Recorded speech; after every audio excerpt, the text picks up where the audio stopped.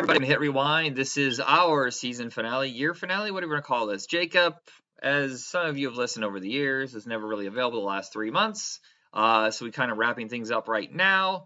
And look, I sped up the 70s a little bit. I kind of wanted to finish it up, but then I look at the list. We're not really done. I think there'll probably be a couple more episodes of the 70s next year, but then we're going to fast forward to the year 2000. In the year 2000. When everything was supposed to crash. Oh, Yeah, no. Y2K, sweet Jesus. But I didn't feel I don't think we're still ready for 2000s nostalgia, but I'm tired of fucking waiting. The rule with the show was always a 20-year gap, you know? So, I mean, we got up till 2005 to record next year, that's going to be fine. Funny is, I look at the list of movies, not as entertaining as some of the stuff in the 80s and 90s. You look through the stuff that we've discussed, a lot of hidden gems, a lot of stuff we forgot about, stuff you hadn't seen, stuff I hadn't seen. 2000s is when things are so much more available. We have Netflix. We have more cable stations. We're starting to get streaming. Movies aren't so hidden anymore. And I think that's why it kind of whittles down a little bit. Plus, we're full on into the early days of the superhero movie, which now every movie seems to be either a micro budget film or a massive phenomenon blockbuster. It was still in the early 2000s, still kind of a free for all. Absolutely, yeah. I mean, I think if you really want to credit superhero movies getting traction, got to think 1998's Blade. But as we started getting into the 2000s and after this, the success of Phantom Menace, especially showcasing, special effects, that's when people started thinking like, maybe we could adapt these into live action films now. Yeah, and then the independent companies are starting to fade away. We do have Lionsgate still striking big. But for the most part, a lot of these companies are being bought up by the majors. They're being mini divisions, like in the way New Line Cinema with Warner Brothers, Dimension and Miramax getting bought up by Disney, stuff like that. It's changing. But in the 70s, I mean, we're talking right now, I think all these releases were pretty much major releases. But there is still a spirit of independence. A lot of little guys coming out of nowhere with these big cult hits and pop hits, whatever. This episode, I kind of wanted to get together, and I think they're all basically huge ensemble pieces. Comedies, I think, all of them. You can, depending on your taste, whether or not you think they're funny. I think all of these are noteworthy. That's why I wanted to discuss them. So, Jacob, how many of these have you seen before? I think the only ones I have seen were 1941 and Meatballs. Meatballs was very vague. I remember growing up more on part 2 than I did part 1. Yeah, and when we get done with 2000 to 2005, we are going to circle back and hit all of the movies that we missed from the 80s and 90s, and Meatballs 2 is one of them. He was shocked to discover, everybody, that there's 4 Meatballs movies. I know, and no spaghetti was involved. Yes. In any of them. There was a cartoon, though, in the 80s, short-lived, called Spaghetti's and Meatball. And you know what? While we do that, let's start off with Meatballs. I mean, it's an Ivan Reitman film, and Bill Murray, starred in it.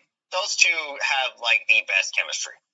Yeah, Ivan Reitman was very frustrated that he was taking off of Animal House. The budget there was bigger. I think it was like $4.5 million, and Universal, it was their production. Whereas Meatballs is different. It's a Canadian production, distributed by Columbia Pictures. Now I think Lionsgate owns it. But in order to get Canadian funding, get movies made, you have to have a very high amount of Canadians involved.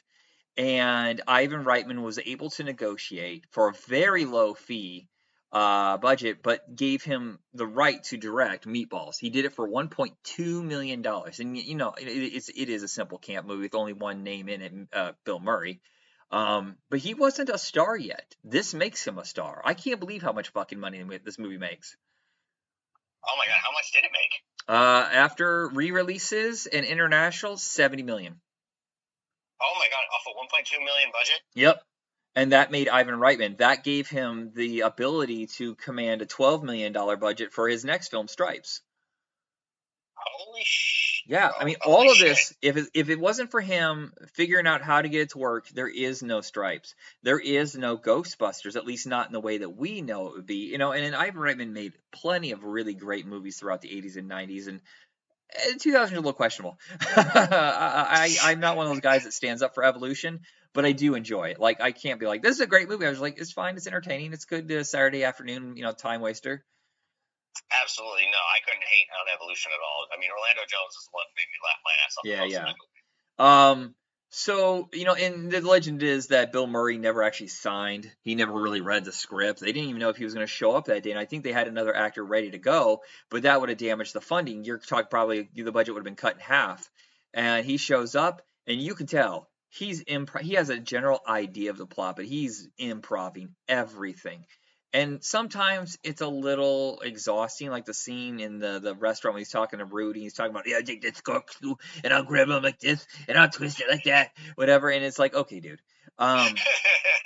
But without it, I don't think the movie's any good. I really don't. This is a very generic. You take Bill Murray out of this, there is the beautiful music by Elmer Bernstein, and Chris Makepeace is quite likable, but he's not the Chris Makepeace of My Bodyguard just yet. And I'm serious. You take Bill Murray out of this, I probably would have watched this once and never again. I'm going to say that probably for the rest of the world.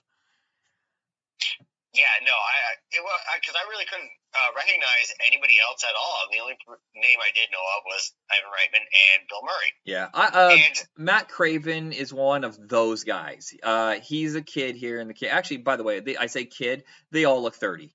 But Matt Craven is just, if you look up his filmography, you'll see he's always like the 5th or 6th build for a while there in all these movies that are kind of well known.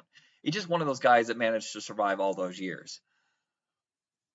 Oh, wow. Yeah. What was I going to say? He did a very good movie we're going to discuss when we circle back to the 90s, where it's almost revisiting Meatballs, where they go back, him and all his friends, like Bill Paxton, Diane Lane, Kevin Pollak, they go back to the camp they went to when they were kids, and it's called Indian Summer, and Adam Arkin owns it, and it's their last summer together because they're going to be closing down the camp, and it's kind of like a callback to Meatballs. Oh, I wouldn't doubt it. I mean, honestly, just the way this movie plays itself out, I feel like those definitely set up like foundation of how like a summer camp movie should be. Oh, absolutely. The competition thing is the big driving point of this plot. And how many times was that done? I mean, they even joke about it in Wet Hot American Summer when the rival camp shows up and he walks over to the bus, he talks to the driver, comes back to him and goes, guys, I agree with them. They say this is really trite and contrived, pretty cliche. And he goes, okay, yeah, we're just going to call it off. And that's it. No, I just love just that little whole basketball game between the two camps was funny. It's like, they know they're not the most athletic and they know they're going to lose, but they're going to like lose in their own way. You know why? The entire team. Do you know why, Jacob?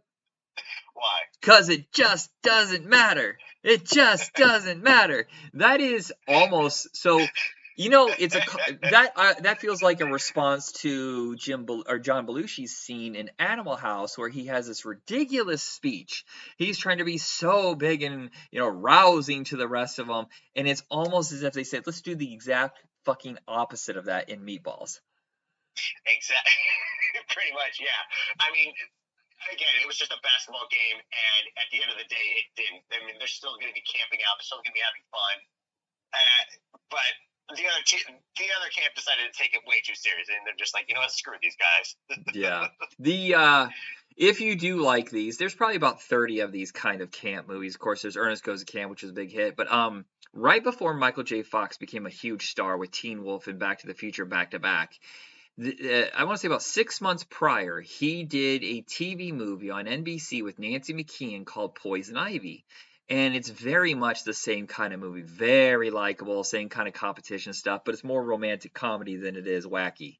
I think it's not available anywhere like on disc. It's just free on YouTube. Oh, okay. Well, I mean, it being Michael J. Fox, that could be get me to watch it. But I mean, what I did like about Meatballs, yes, I love the wackiness. I love the hijinks, like what they did with the maid counselor. Oh, that's actually my favorite part. My favorite part is every day he would wake up with some new place. Like, well, I'm on the water, I'm above this, I'm over here. How the fuck? And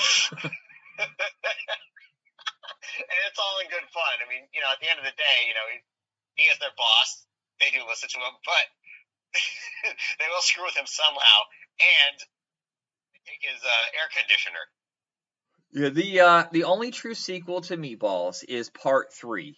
And it's Rudy is now about 16, and oh my god, I can't believe how fucking ridiculous these movies get.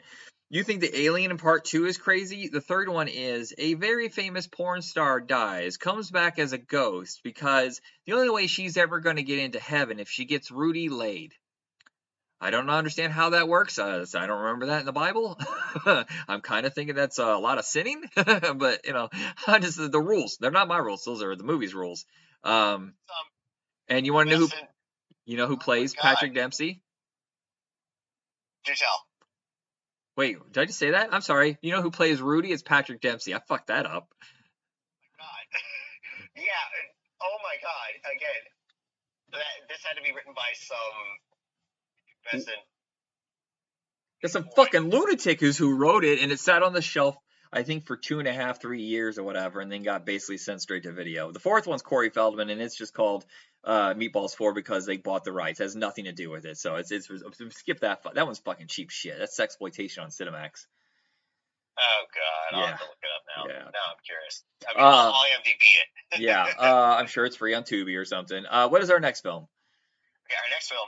This was definitely like a big surprise. I did not realize how many, show up in this, but Scavenger Hunt. God damn it, I love Scavenger Hunt. I know it got terrible reviews, and I know some of the jokes don't work, but I laugh my fucking ass off, and I love the cast so much.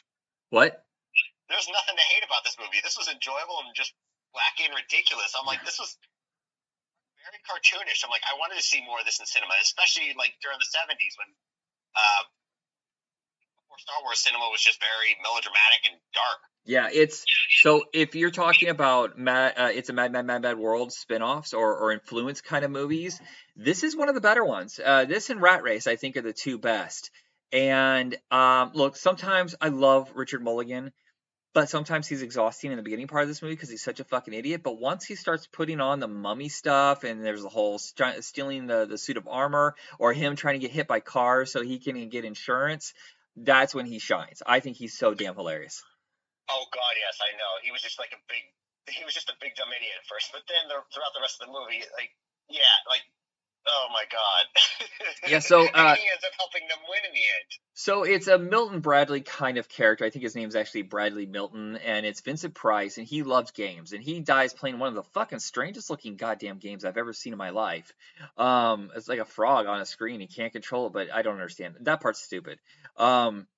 But he dies, and then in his will, because he loved games, he wants one final game, and it's a scavenger hunt. No, you don't have to get everything on the list, but you have to. Each one's worth a certain amount of points, and so all the family members and a couple other people that he met throughout life or whatever, and just whatever, tried to give them a reward. They have to go out and get the stuff on the list, get back by a certain time, and they add up the points, and whoever has the most points wins.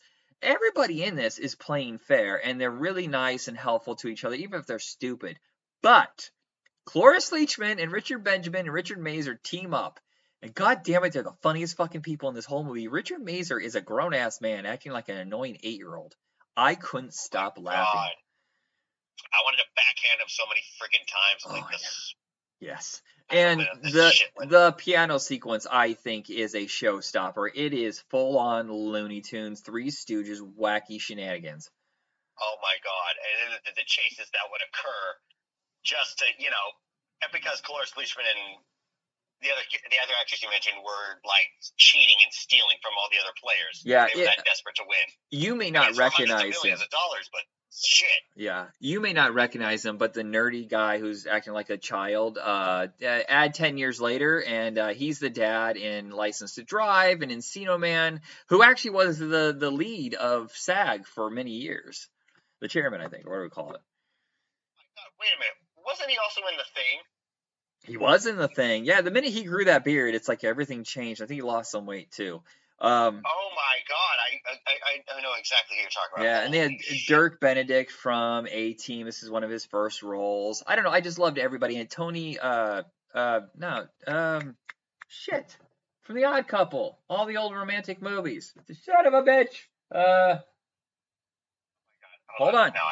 The Odd Couple sitting right here. Keep talking, distract. Okay. Now I will say, like, again, just the way this movie played out. You also had Roddy McDowell. You also had Coco, Scatman Crothers, Gordon.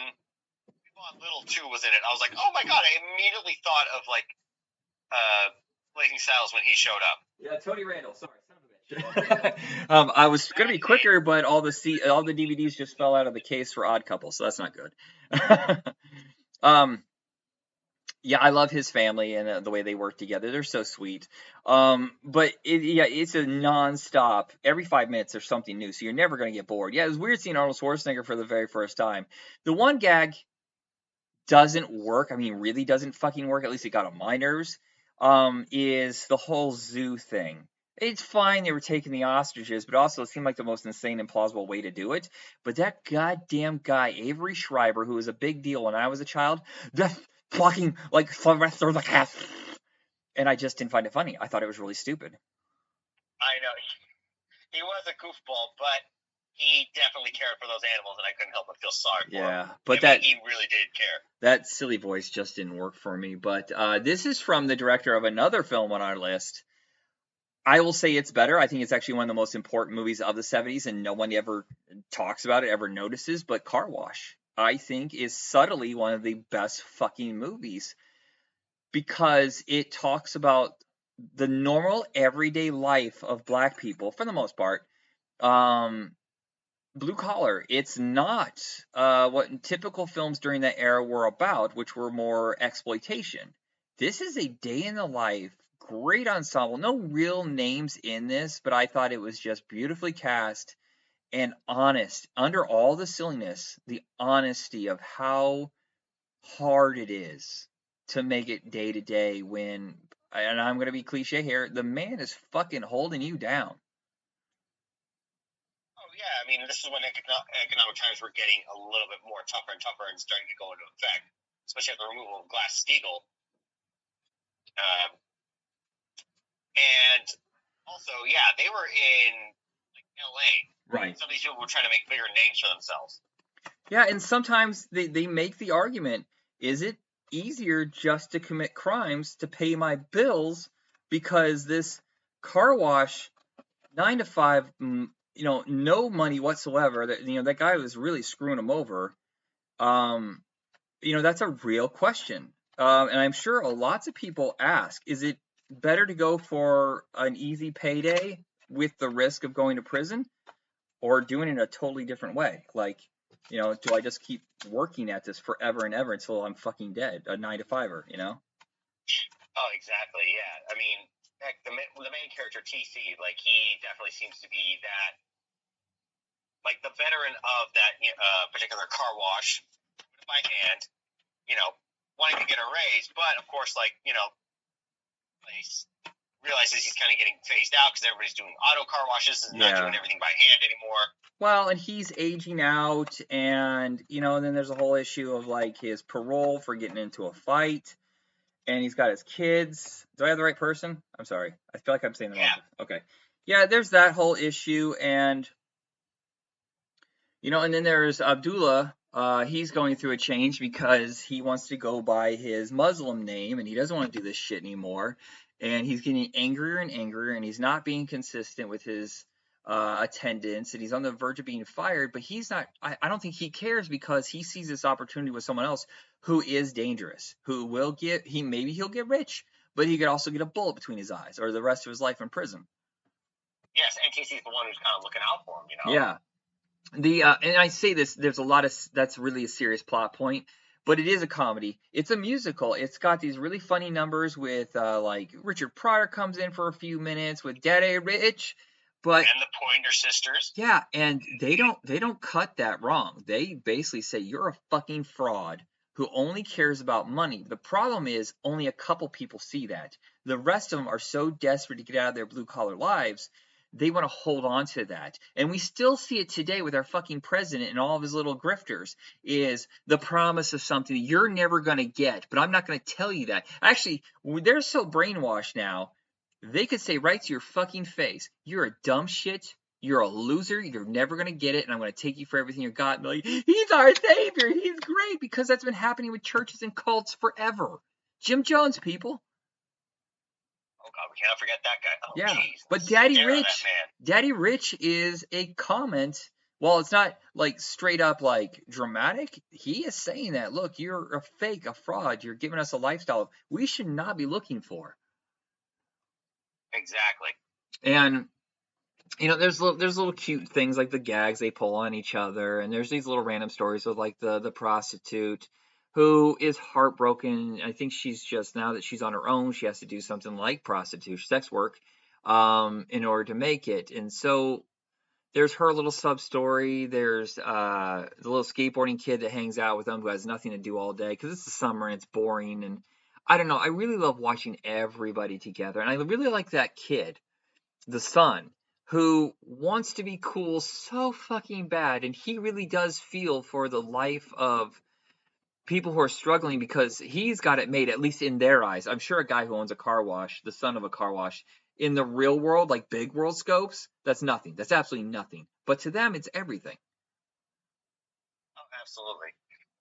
And I do like seeing the little sub stories in between, like for TC and everybody else, just kind of giving them like a sense of identity and who they are. Yeah. And then you've got people like Otis Day and those two performers. Yeah, trying to make it at night. Oh yeah, and I forgot the kid who's he's like the Fly. This is good. This is a comic book character that's gonna take off, and he's in love with the girl across the street at the diner, and he just wants her attention so bad. But then he understands by the end that he needs to have a little of his own, like, self-ownership instead of giving everything to her, and all of a sudden she gets his respect. And because he's not being a sad little puppy, he's like, we can be in this together or not at all. I'm not going to follow you around desperate, and shame myself, which nobody should ever do in a relationship. Nobody should ever. It always should be equal. And this is when she decides to actually go out with him. Like, he actually gets her. And then, of course, as that's playing, the song by Rose Royce. Yeah. And there's other songs in there, but that one does play like 3 or 4 times, and it's a fucking banger. Oh, that, and of course the car wash song itself, man. It plays beginning and end. I want to get next to you. I used to have this soundtrack. I love this one. Whatever happened to Rolls Royce? Fantastic soundtrack. Yeah. I wish I had found FM. FM was another really great ensemble of the 70s. I cannot find it anywhere besides Blu-ray from England.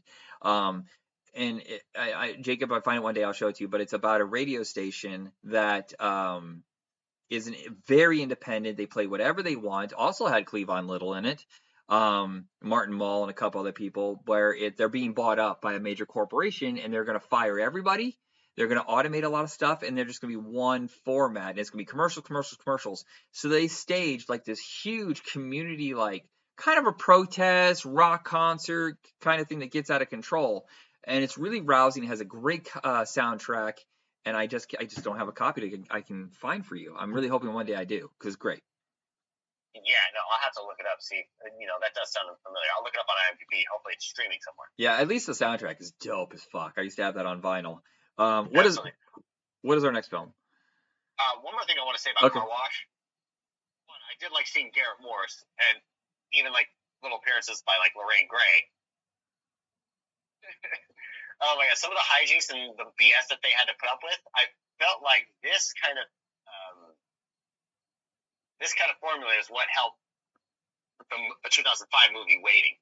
Yeah, well, and I didn't mention this, but this, I believe, is Joel Schumacher's second script. He had written Sparkle. He had connections in Hollywood because he was a hairdresser at the time. But he didn't get to direct it. He wrote it. Michael Schultz, the director of Scavenger Hunt, did this one. And both of them did very interesting stuff over the next 20 years. Michael Schultz does lots of ensembles.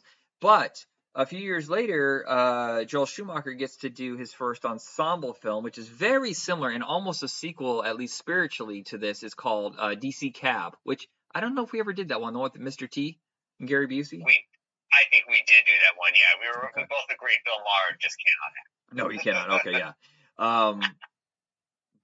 So, what is our next film? Okay, our next film. This one was a huge surprise for me, and I couldn't help but enjoy the hell out of it. It was just. Oh, sorry. The number you have dialed has calling restrictions. I know, that was so strange. You can see, like, when I'm recording, everybody, you heard that. Jacob didn't get to hear it. I'm explaining it to him right now. That was fucking strange. It's AI, everybody. It's come to destroy us all. Oh, my gosh. What the fuck are we talking about? Oh, yeah, the movie that was a surprise to you. Gumball Rally. Yeah, I think completely forgotten and definitely overshadowed by the Cannonball Run movies. Absolutely. How successful those movies were. Like this movie seemed like an underappreciated movie because I was looking at the reviews. I'm like, what the hell was there to dislike about this? All these movies got bad reviews. Seriously, I think except Car Wash, everything got a terrible review. That is some absolute bullshit. Yeah. I think people in the 70s, the critics were so used to the morose, sad kind of, the independent films and stuff like that that they're like, we can't laugh in this decade. How fucking dare you? And then, like, all of a sudden, Star Wars shows up, and like, hold on a second. And then, a few years later, Raiders of the Lost Ark shows up. Oh, hold on a second. We can have fun again. Now we can have some joy. I'm like, yeah, that's what we're trying to do with these films. Yeah, I think all of these movies would have been, I think, would have been hits in the 80s. Just like 3 or 4 years later, they would have been successful. So Gumball Rally is Michael Sarrazin, who you've probably never heard of. Yeah, some of these actors I never heard. The only one I did know of was Raul Julia. Yeah, it's of those time kind of actors. They were mostly like TV kind of guys. But Michael Sarrazin was a guy who everybody thought was going to be the next big thing. When he was younger, he looked just like Topher Grace. But he had done 2 movies back to back that got really good critical acclaim and okay box office. The Flim Flam Man, which is a con artist movie with George C. Scott. And They Still Shoot Horses, Don't They? Which is about an all-night dancing contest, I think during the Depression, with him and Jane Fonda. And they started giving him a lot of work. Studios were like, go to this guy. He might be the next big thing. He is a really great actor, but he's unusual looking. I have to admit, he's unusual looking, and none of those movies were hits.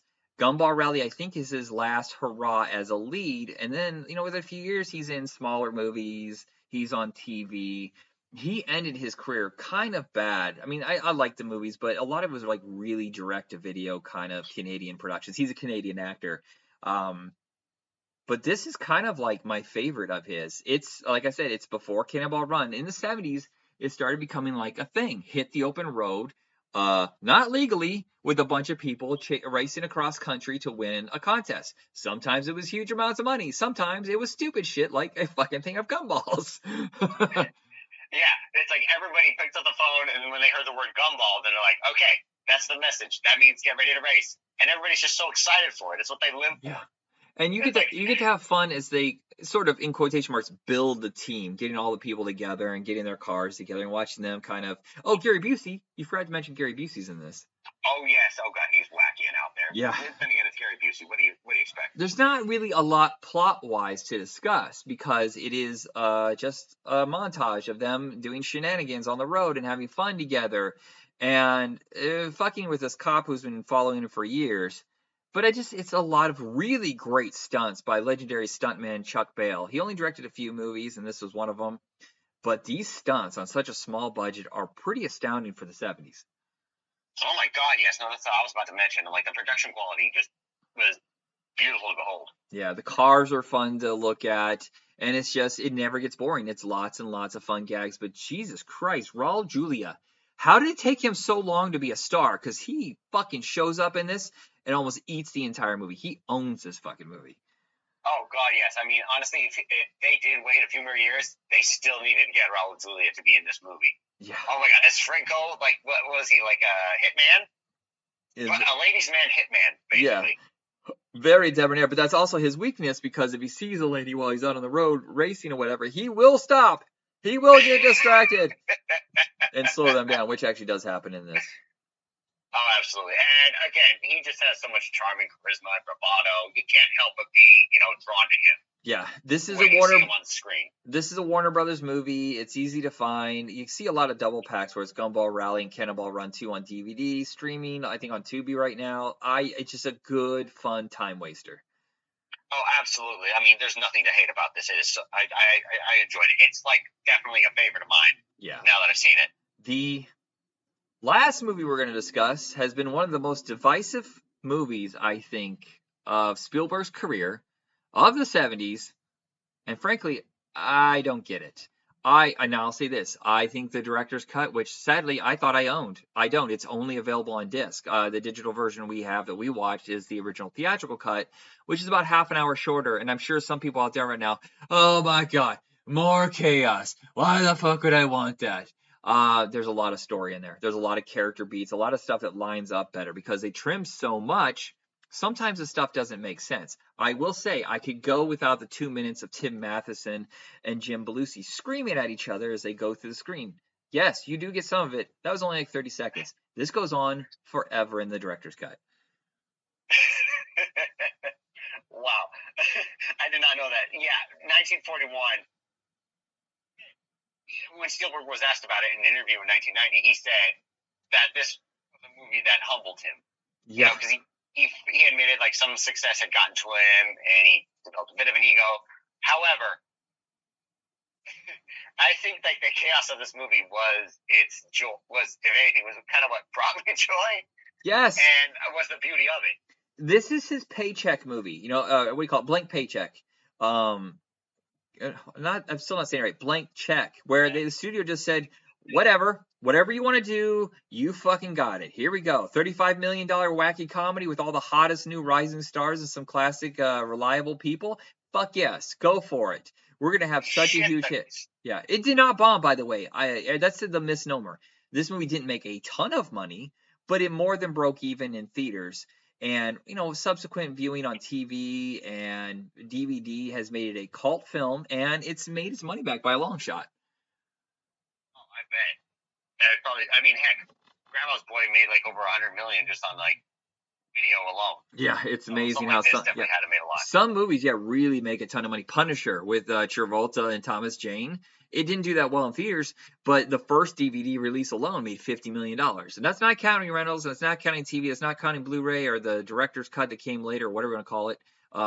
That the world changes. And back then, theatrical releases were able to get a huge price to air on television. And they sold it to ABC before it ever hit theaters, before critics ever saw it. ABC ponied up, I think, $9 million, which was near a record back then. And they would air it over 2 nights. They say the same thing with Superman. And God, the revenue they must have brought in for those movies, just airing them. And back then, movies would air on ABC. They would buy them, and then they would air them like 10 times over the next few years.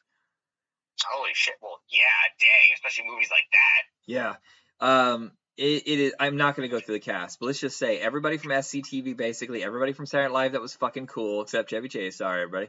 And just like a lot, Ned Beatty, all these guys that are just really Christopher fucking Lee being funny. And Toshiro Mifune. Yeah. Who has been in like almost every Kurosawa film. There's about 90 characters in this, and a lot to gather in your brain as it's going. But really, the core of this is the Zoot Suit dance, with Treat Williams, Bobby Chico, and I cannot remember her name, but she was from 8 Is Enough. Those 3. And I can't remember her name. She's from all those Zemeckis movies early on, like Back to the Future. She was Marty's sister. I can't remember. It's like Yes. So those core 4 are really the movie. Because that's the center of everything that's going on in town, and it's kind of like the core that flows through the movie is whatever their story is. And God damn it, Treat Williams is so good. That whole dance sequence is the showstopper. That is the best part of the movie. I did love seeing that. I can't help it. I mean, Spielberg just goes to show how he can have someone choreograph and direct a dance sequence. Yeah. It was still useful just a little bit ago in his West Side Story remake. Yes. And it's his first World War II production. How many more does he do? He does Saving Private Ryan, Band of Brothers, the other two. I feel like there's a couple that he produced or directed. There's a bunch of stuff in there that seems to be, especially war related. Oh yeah, Empire of the Sun. Oh, that's right. I'm going to say something. I'm going to say something controversial. I think the whole John Belushi shit fails horribly. There's only like one or two humorous moments. There's a lot of funny ideas.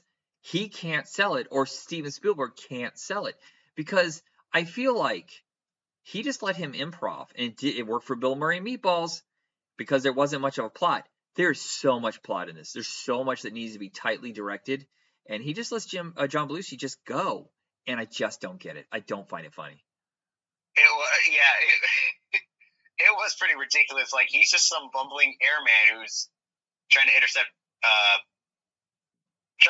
a mission that there was a Japanese submarine just off the coast of Santa Monica. Yeah. And if you are sensitive to racial stuff, yeah, he says a lot of really offensive stuff. Just remember, it was 1979, and well, apparently America is still 1979 right now because we're still a bunch of insensitive fucking pricks, and but you and I aren't, so you probably cringed a little bit when he would say those slurs. Oh yeah, and even though it was like in 1941, and there was a lot of slurs. Yeah, no doubt about that. I can't remember which role it was going to be, but John Wayne was originally offered something in this, and when he read the script, he said it was unpatriotic. Tried to sway Spielberg from directing it. When he said no, he tried to get Universal Studios to stop production on it. And I'm pretty sure it was Robert Stack who plays the part. And fucking, I'm telling you right now, John Wayne wouldn't have sold it. Robert Stack is so straight-faced and giddy while watching Dumbo, and the world around him is chaos. And he does not want to be bothered. I love that. Oh, absolutely, yeah. I think his genuine remark about John Belushi saying that's the craziest son of a bitch I've ever seen. Oh no, I'm pretty sure. Wait, was it him or was it Warren Oates? Warren Oates is the one at the end. He's like, "Let me hear you gun." That was it, yeah.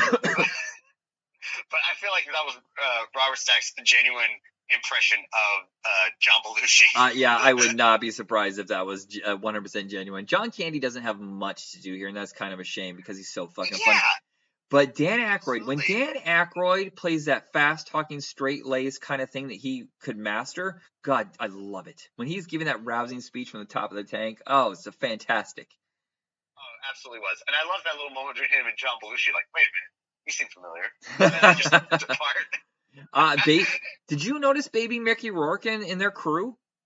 Yes, this was like his first movie. Okay, yeah, the director's cut, I didn't even remember until I got to the end of this version. He only shows up, and I don't think he says anything, but he is right there on the camera at the very end when the house is sliding off the hill. God damn it, that's a good stunt.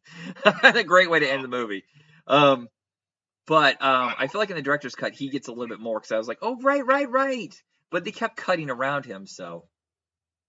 Yeah, I know. Again, that's what now I really have to see the director's cut. Yeah, you're going to have to get the physical version of it, which has so many extra features on it. I don't believe that Spielberg does the commentary, but Zemeckis, Gale, and John Milius wrote this, and I do believe that they at least do interviews talking about the film. I can't remember who does commentary.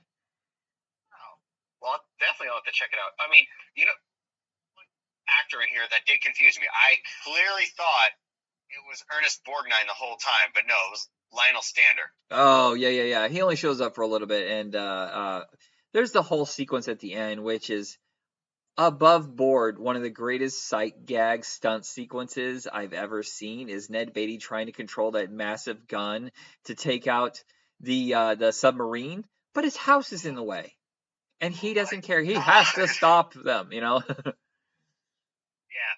Oh, no, and then there's like Elisha Cook Jr. and Eddie Deason stuck up on the Ferris wheel. Oh, man.